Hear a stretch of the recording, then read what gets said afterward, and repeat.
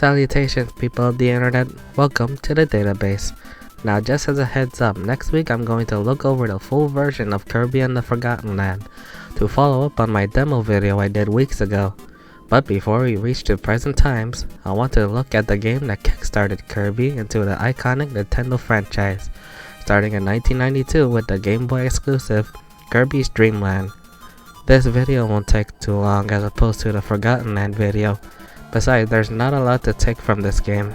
You could finish this in at least half an hour or an hour at least. Not just because the game is easy, but I'm getting ahead of myself. Also, all the footage captured here will be done using an emulator, seeing as I don't have a Game Boy capture card of my own. So, without further ado, let's begin. To give you a brief history, Kirby started out as the brainchild of Masahiro Sakurai, who would later go on to create the more iconic fighting game crossover, the Super Smash Bros. Series, as well as rebooting Kid Icarus to a new gameplay engine and art style in the 3DS.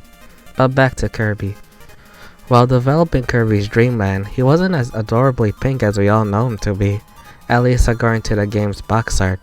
Turns out, Sakurai wanted Kirby to be pink, however Shigeru Miyamoto wanted Kirby to be yellow.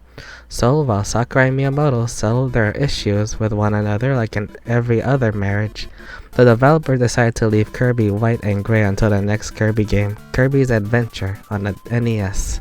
Kirby's first video game was designed to be simple and easy to pick up for everybody to play, regardless of experience with video games, but also challenging for those who go the extra mile and find all the hidden secrets, or try getting through the stage without taking a hit. The story for Kirby's Dream Land is very simple. King Dedede has stolen all the food of Dreamland for himself, a greedy jerk, and it's up to Kirby to stop Dedede and bring food back to the people. A story so simple it would later be retold in an updated remake in Kirby Superstar and Superstar Ultra's Spring Breeze. It's the same story but now with the option of using copy abilities. Though if you ask me, using these abilities makes the first Dream Land too easy. But back to the OG. There are 5 stages in the entire game, all seem very short and can take a few minutes to dive into. Kirby's movement feels very different from every other game, mainly for 2 things. One of them being that Kirby can't run, though thankfully he doesn't move at a snail's pace.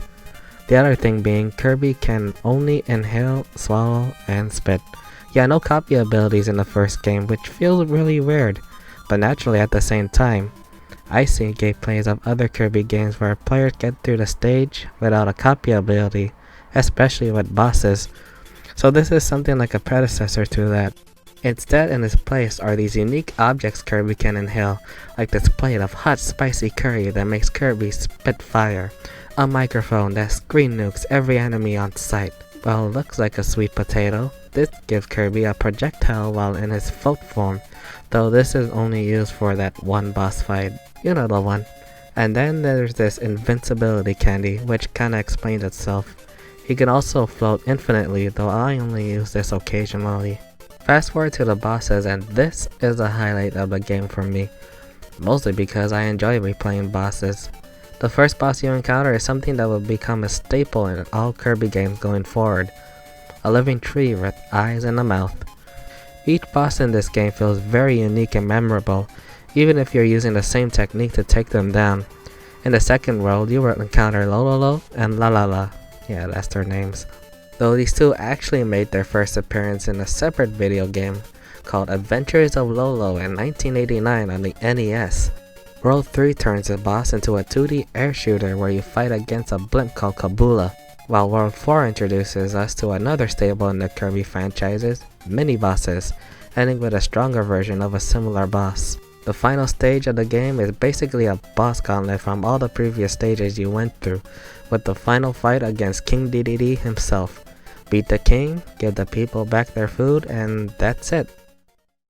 That is until you reach this screen where the game tells you specific inputs you can use to unlock extra mode, which is essentially the game's hard mode.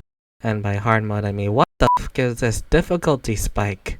You call this extra mode? I call this kick my balls to the moon mode, because what is this? Kirby's here given 3 hit points, half the amount of health from the main game, and boss banners are ramped up to ridiculous speeds. Enemies here are now replaced with new ones and existing enemies are gifted with new attack patterns. And seeing that Kirby can't run in this thing, good luck finding the right moment to hit. Krakow Jr. Extra Mode. Jesus, look at this. What the heck is this boss pattern? I can't even keep up with this. He might as well be a Sonic boss. Then after beating Extra Mode, you're gifted with knowing about the game's configuration menu. Here, you can adjust Kirby's amount of health to the number of lives you start with. You can also go through the sound test and listen to the game's music. I never bother with game music, but if there's a track that sounds hummable to my ears, then yeah, the soundtrack becomes amazing to listen to. But overall, that was Kirby's Dream Land. Getting footage for this game has been very challenging for me in this video. I tried using a Game Boy emulator, which I only resort for emergencies, but I also tried to get capture footage on my Nintendo 3DS, which is where I have the full game stored legally. Seeing that this game is short, this is a nice game to replay if you want to try to get through the game without getting hit or getting a higher score. So what do you guys think about Kirby's first video game in the series? I want to thank you guys for watching, and next week will be my retrospective look on the full version of Kirby and the Forgotten Land. But aside from that, what other games do you want to see me cover on this channel? Be sure to thumbs up this video if you like it, subscribe to the database, and follow me on social media as seen here. Be sure to also check out my previous database episodes on Super Mario Bros. And Astro's Playroom as seen here. This is CJ Styles signing off, and have a wonderful day.